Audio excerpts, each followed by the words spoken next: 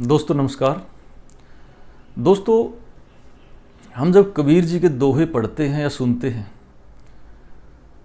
तो हमें लगता है कि उन्होंने मूर्ति पूजा का विरोध किया है। जिस तरह से उनका एक दोहा है, पत्थर पूजे हरी मिले तो मैं पूजूं पहाड़, ताते तो चक्की भली पीस खाए संसार। दोस्तों, यहाँ पे उन्होंने मूर्ति पूजा का विरोध नहीं किया। उन्होंने समाज में जो बुराइयां नजर आती थी उनका विरोध करते थे। मूर्ति की पूजा नहीं करते हम, उस दैव शक्ति की आदर्श मान के, उनको सामने रख के, उनको आधार मान के हम हमारी मानसिक शक्ति और शारीरिक शक्ति बढ़ाते हैं। क्योंकि हमारे ग्रंथों में, हमारे शास्त्रों में बहुत सारे ऐसी बातें लिखी गई हैं जिनका मीनिंग होता है।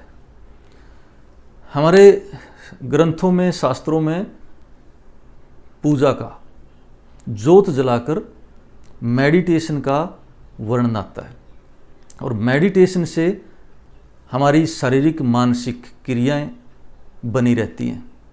हमारा मानसिक स्तर, हमारा शारीरिक स्तर बना रहता है, हमारी ऊर्जाओं का लेवल बना रहता है, हमारी धातुओं का लेवल बना रहता है। तो दोस्तों, पूजा पाठ सुबह शाम जो करते हैं हम, उसका मतलब ये नहीं है कि वहाँ बैठने मात्र से ही हमें धन मिलेगा।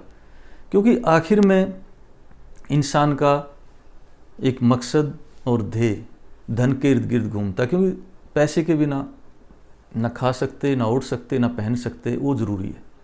निश्चित रूप से हम कर्म करते हैं, मेहनत करते हैं, बिजनेस करते हैं पैसा कमाने का, और पैसे से सारी चीज़ें खरीदी जाती हैं, वो ज़रूरी है, इसमें कोई दो राय नहीं है।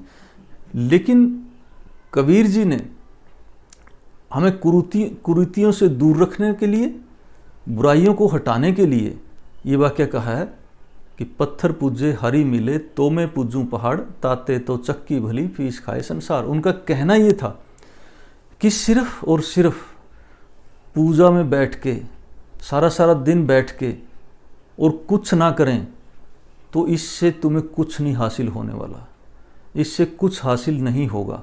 क्योंकि आखिर में कर्म तो करना पड़ेगा।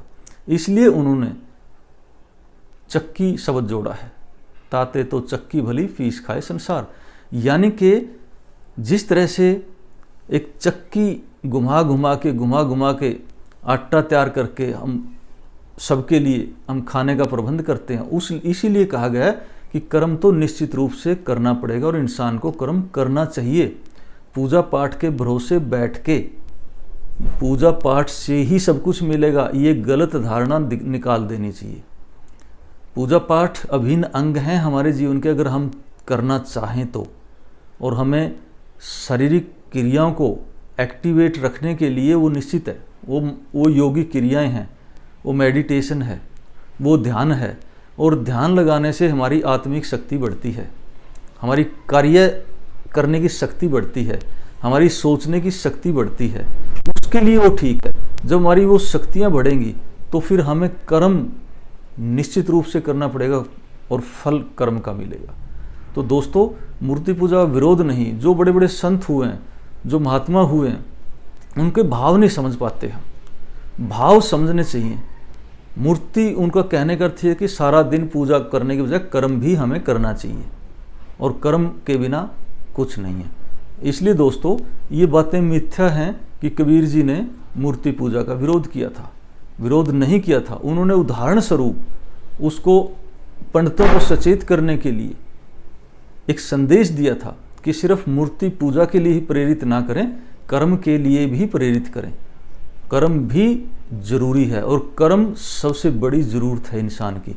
तो दोस्तों, इसका असली मतलब ये है, गलत धारणाओं में ना जाएं, गलत मीनिंग ना निकालें। कई दोहे हैं, हम उनका उल्टा पुल्टा मीनिंग निकाल लेते हैं। जिस तरह से कबीर जी ने कहा, ढोल गवार पशु शूद्र नारी ये सब ताड़न के अधिकारी। ताड़न से मतलब हमने मारने पीटने से जोड़ लिया, जबकि उनका मैसेज ये था कि इनको समय समय पे दिशा निर्देश देना चाहिए। समय समय पे दिशा निर्देश दे के इनको सही रास्ते पे चलाया जा सकता है। ये चंचल होते हैं, इसलिए मारने पीटना कोई उचित है उन्होंने कहा ही नहीं, हम अपने मन से अर्थ निकाल लेते हैं। तो दोस्तों, आज कबीर जी के इस दोहे का जो मीनिंग हम उल्टे रूप में लेते हैं, गलत लेते हैं, वो बिल्कुल सकारात्मक रूप से लें कि भाई साधना करें, मेडिटेशन करें, दैव शक्तियों को पूजें, लेकिन कर्म का सिद्धांत बिल्कुल ना भूलें। कर्म का सिद्धांत अटल है और उस सिद्धांत के बिना हमारा जीवन सफल नहीं हो सकता। जय हिंद।